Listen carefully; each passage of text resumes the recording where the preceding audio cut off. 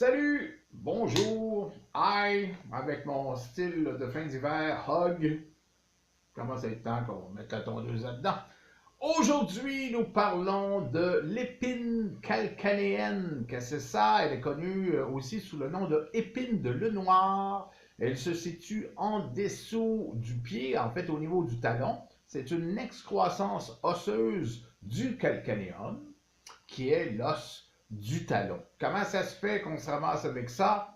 C'est multicausal, ah mon Dieu, parmi tous les auteurs que j'ai pu consulter, on a trouvé une quarantaine de causes.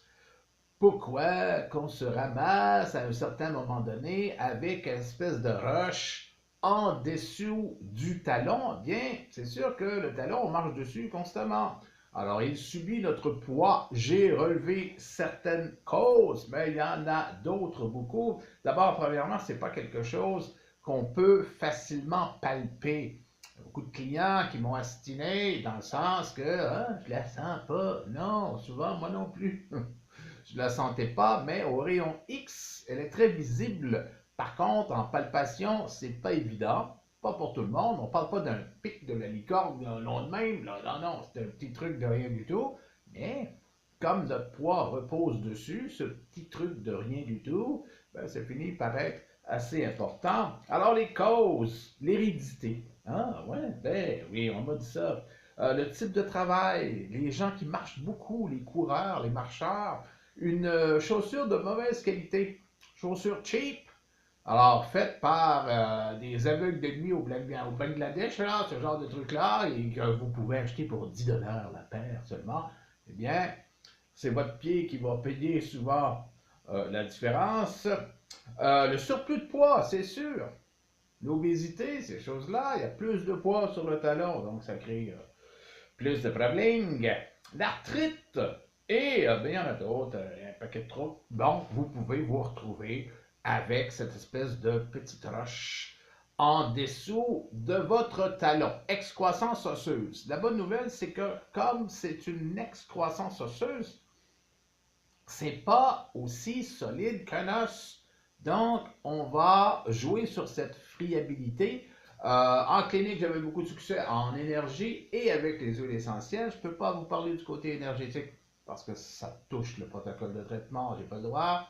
Mais les huiles essentielles à la maison, oui. Il y a les huiles essentielles, puis il y a d'autres choses pour s'attaquer à votre petite excroissance osseuse. D'abord, il y a aussi Dr. Shaw. Qui ça? Qui ça? Dr. Shaw. Le Dr. Shaw, c'est une compagnie américaine qui fabrique de petits coussinets. Et vous achetez ces petits coussinets-là, vous mettez ça dans votre chaussure pour mettre le poids ailleurs que sur l'excroissance en question. Ça fait moins mal. Il y a des orthèses, évidemment, que vous pouvez avoir. Vous pouvez avoir comme professionnel ici au Canada, Québec, les orthothérapeutes ont touché à cela, mais il y a évidemment les podiatres, les podologues, le médecin, chirurgien, il faut passer par le médecin avant, etc. Il y a beaucoup quand même de professionnels qui peuvent vous aider. Je les ai pas mal tous mentionnés. Les huiles essentielles. Bon, alors mon huile essentielle à moi, parce qu'elle fait deux trucs et de très belle façon. Elle est anti-inflammatoire parce que, veut pas, il y a une inflammation qui va s'installer dans le pied. C'est ça qui fait mal. Avant que ça fasse mal, c'est pas si pire que ça, la petite roche. Mais quand ça se met à élancer, là, on rit plus. Donc, la girofle, anti-inflammatoire. Il y en a d'autres anti-inflammatoires. Vous me direz, oui, mais elle est aussi anesthésiante. OK? Alors, ça va vous comme geler la douleur. C'est une façon de s'exprimer. Donc, la girofle, il y a aussi l'eucalyptus citriodora, pas cher, qui travaille très rapidement, excellent anti-inflammatoire. La Gualtérie couchée, toujours, qu'on appelle ici le thé des bois. Le genévrier, on m'a aussi parlé du ravinsara, mais je préfère personnellement la girofle, mais les autres sont très bien aussi. Alors, vous pouvez aussi utiliser l'huile végétale de ricin. Vous massez le pied tous les soirs, le pied touché. Vous pouvez masser l'autre, ça me tente. Mais vous massez votre épine avec l'huile de ricin, R-I-C-I-N.